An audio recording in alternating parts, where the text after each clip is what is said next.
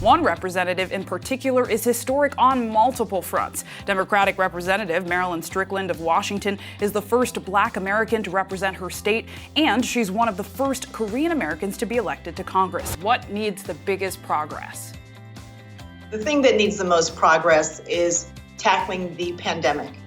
Who is encouraging? Who is involved in this? Because you hear stories of the Capitol Police saying that they weren't even getting the support they needed. And so we owe this to the U.S. citizens.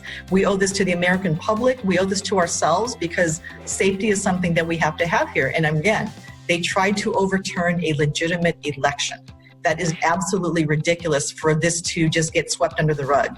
We need answers, we need accountability, and forming this bipartisan commission will help us get there.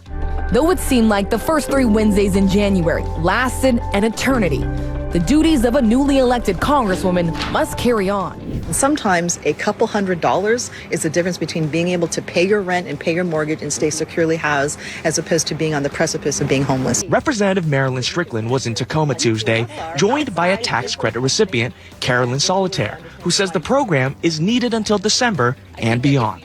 This is really about making sure that the American Rescue Plan gets implemented properly, more vaccines, cash in people's hands, getting kids back to school and getting people back to work. Yeah, the dreadful targeting started during the pandemic, and it does not seem to have let up. And so with this legislation that we want, that passed, that will go to the president's desk, we are hoping that, number one, the violence will stop, and number two, that people who commit these crimes will be held accountable.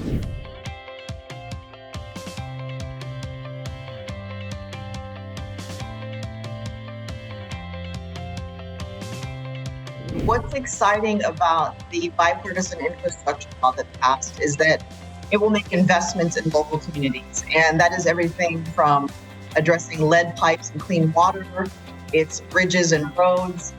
And so we will definitely get those funds coming to the 10th Congressional District of Washington State and the entire state.